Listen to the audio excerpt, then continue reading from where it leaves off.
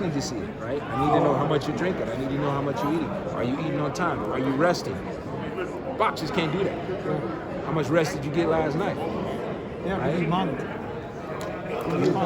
You need someone to oversee those things. Absolutely. Did you hear anything in Bud's voice from the press conference? Any psychological age? Because I thought I did. His tone. Actually, when you started with the question, I was just going to ask you what you picked up out of it. I was going to ask you, so go ahead and tell me what you got. No, because maybe it could have been Sean, since he's been training as a commentator. His voice sounds so strong and for sure. Okay. And then Buzz was very weak and timid. I don't know if that's his character. I don't think weak and timid go in the same sentence with that man. I squared up with him. You heard about that, right? Yeah, I heard about that. Like, we was closer than me and you. But the psychological, and it was dark. Right. When nobody else there. But the psychological warfare. That dude's a killer, man. No, flat out. Like, he did not back down. He brought up both his fists. He looked at me, and he's still here like this. That's what we want. That's what we want against Sean. That's what we want. That'd be great. Because we can force him into mistakes with a double jab and a right hand. Double jab, right hand. You heard it. You heard it right here. Once he try to switch and throw some, we're going to throw him so we can get close to him. Nice. Just so y'all know, we want him to. We have a history. He's given me tips before. I respect what he's saying. I'm not playing with him. I respect what he's saying. So I take all of that into account. My mother used to say, you can learn something from a baby if you listen. So I take all the information. How is your relationship? Are you the greatest father-son team in history? I never thought about that. I'm going to say right now we are the greatest father-son in history. Not because of boxing, because of this right here. See, no matter what, however ESPN spent it and showed me coming at Sean and you got to do what I say and la la la, right? There was probably a whole bunch of other things leading up to that before I got to that point, but they're only going to clip what they want to clip, right? But it doesn't matter because here's the most, when you said the greatest father and son, here's the greatest thing about it, dude. The greatest thing about it is my son will live with me till he was 27 years old. When he moved out and bought his first house, he bought his first house. It is 0.8 miles away from my house. I'm like, dude, why you buy a house so close to me? I thought it'd be cool to live close to you, right? Right? So, a little more than a year ago, he bought another house.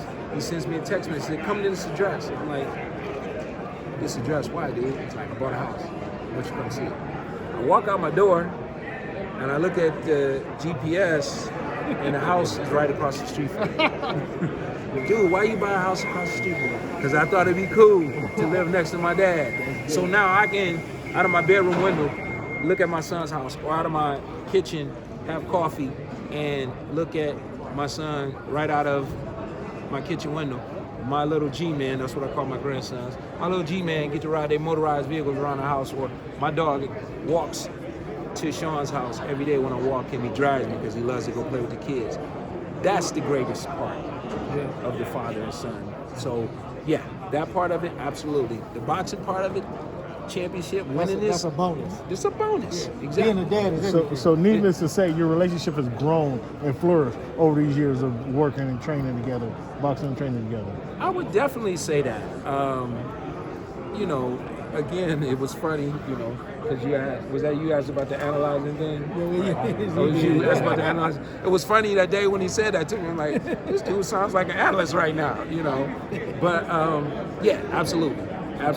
And, you know, like, dude, like I said, like sometimes I go to my door and Sean just came right over with his little boys on their little motorized vehicle. Dude, that makes my day. Mm-hmm. It don't get no better than that for me. You know, it just doesn't get any better than that. So that, if we had to go through all those thousands of miles of running, all those thousands of rounds of hitting bags, and all those thousands of rounds of sparring, and all of these rounds in the amateurs, and all those tournaments all over the place, just to get to the point that we live right next door to each other, and I can walk out of my house and see him, and he can walk over with his babies, it was worth it. What are your thoughts on the T.O. fight coming up? Who's T.O. fighting? He was fighting Kambosos. Wow, they still They still ain't had that fight. You like, wow, they still trying to. I thought they gave up on it. Honestly, I was in camp with T.O. prior to the. Yeah, I'm okay. I was in camp with T.O. prior to getting ready for the first one, and I actually had one of my guys sparring with him. T.O. looked really good, and I thought that, you know, he was be successful in the fight. So I still feel the same thing's going to happen. I actually got to go to Kambosos camp as well in Florida, and I saw him, tough fighter, but I see T.O. coming out on top of that. And your thoughts on the By stoppage, no less. the Devin Haney fight coming up in the 12th of December?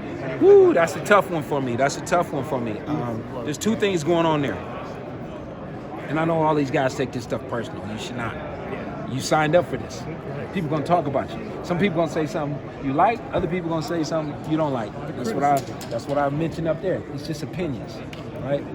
So here we got Devin, ultra talented fighter, born in the gym, basically. Been around some of the greatest trainers, not some, the greatest trainers in the world. Everybody from Mayweather to Roy Jones Jr., greatest fighter, Roy Jones Jr., to greatest fighter in the world, Floyd Mayweather Jr., right? He's been around all of these great people. I even spent a year or two in the gym with him, right? He's been around, so he's absorbed so much from being with these people. I used to say, well, you know, if you go to college, you can learn a lot of things from a book. But if you are also able to travel the world and go places and experience things, you can learn a lot of things through the experiences. So you balance that out, right? So this kid's got all these great experiences with all these great people, right? Now, switch it over to JoJo.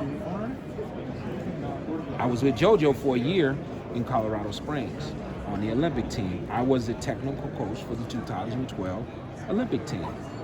Pound for pound on that team, no knock against anybody, my job was to do an assessment on everybody on the team and also an assessment on everyone that we were going to fight. Not who was just in the tournament, but who had medaled in any tournament leading up to that or even in the previous Olympics. So I had to look at film from guys from 2008 all the way up to 12, because some of the guys from 8 was returning again in 12. Alexander Usyk, who we got a decision over, was one of those guys. He was on the 08 team, came back and got a medal, right? So, got the gold, no less. So, that was my job. Pound for pound, JoJo was the most technically sound fighter on the team, right? And he's had all these experiences of national tournaments, going to world championships, going to the Olympics. So, this is what's going on between him and Devin, the ultra talent, and then this guy who's fundamentally extremely sound and been to all of these different tournaments. So I haven't decided who I'm going to go with. I mean, who I think is going to win that fight, but it's going to be a great one. Devin going to win because Devin is not going to play JoJo's game. See, Well, let me say this. And this is from my experiences with both guys. I spent time in the gym with Devin for a couple of years. I spent time with JoJo for a year and traveled to other countries with him, Azerbaijan and these different places that we went, right? The ultra-talented kid in Devin will probably prevail in this fight, but I haven't. Went back to study that to see how much they've changed since I actually worked with them. So if you're pressing me to the, you know, I'm saying Devin, but I know what JoJo's bringing to the table. But I want to see what has changed since then, because that's a long time. That's a long time since 2012 to now. Same thing. Probably the competition too. I don't know about the competition over there, but Devin, I knew he was great as a kid. You remember you came to Toledo? And Devin was Big Nate. Yeah, he recognized me, and I wondered who that kid was. And I came in for Mayweather fight. They said he was the #1 ranked kid in the nation. I knew he was special then. Devin just has to remember he's not a puncher, he's a boxer. He just has to. I think he's got that part of it. I think he's got that.